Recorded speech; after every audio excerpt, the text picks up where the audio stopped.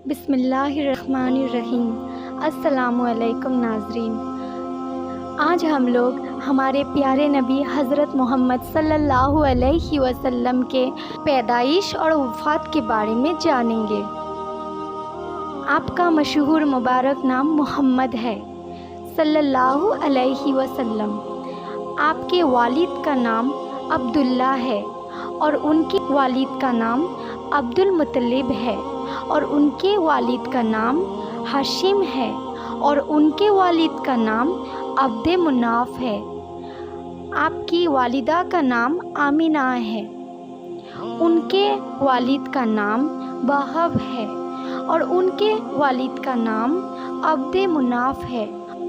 پیر کے دن ربیع الاول کے مہینے میں جس سال ایک کافر بادشاہ ہاتھی لے کر کعبہ پر اس کے دھانے کے لیے چڑھ آیا تھا، اسی وقت آپ صلی اللہ علیہ وسلم پیدا ہوئے۔ آپ 5 سال اور 2 دن کے تھے۔ اس وقت آپ کی دودھ پلائی نے آپ کو آپ کی والدہ کے پاس پہنچا دیا۔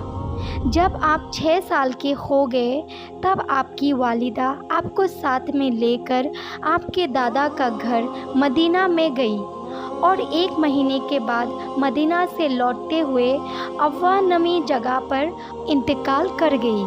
اس سمے ان کے ساتھ ایمن بھی تھی۔ ایمن نے آپ صلی اللہ علیہ وسلم کو مکہ لے کے آئی۔ آپ کے والد کا انتقال اسی وقت ہو گیا تھا جب آپ کے ماں کے پیٹ میں تھے۔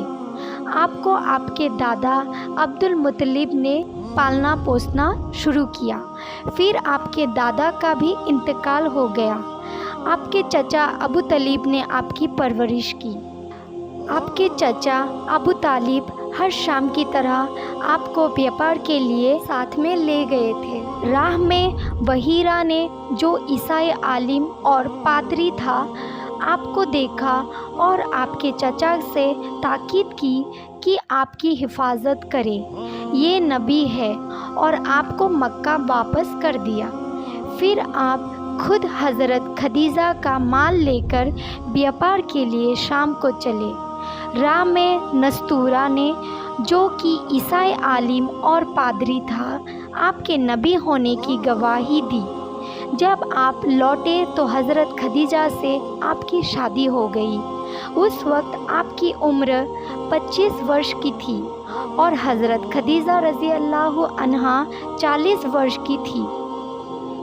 پھر 40 برس کی عمر میں آپ کو نبوت ملی، اور آپ 52 یا 53 برس کے تھے کہ آپ کو معراج نصیب ہوئی۔ نبوت کے بعد 13 برس آپ مکہ میں ہی رہے۔ پھر جب کافروں نے بہت پریشان کیا تو اللہ تعالیٰ کے حکم سے آپ مدینہ منورہ چلے گئے، اور دوسرا ورش مدینہ منورہ میں آپ آئے ہوئے تھے کہ بدر کی لڑائی شروع ہو گئی۔ پھر اور لڑائیاں ہوئی، سب چھوٹی بڑی ملا کر 35 لڑائیاں ہوئی۔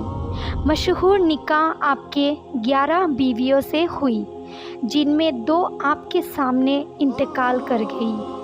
ایک تو حضرت خدیجہ رضی اللہ عنہا، دوسرے حضرت زینب خزیمہ کی بیٹی۔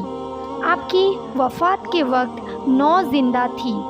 حضرت سودا رضی اللہ عنہا، حضرت عائشہ رضی اللہ عنہا، حضرت حفصہ رضی اللہ عنہا، حضرت سلمہ رضی اللہ عنہا، حضرت زینب رضی اللہ عنہا، حضرت حبیبہ رضی اللہ عنہا، حضرت جبیریہ رضی اللہ عنہا، حضرت میمونہ رضی اللہ عنہا، حضرت صوفیہ رضی اللہ عنہا۔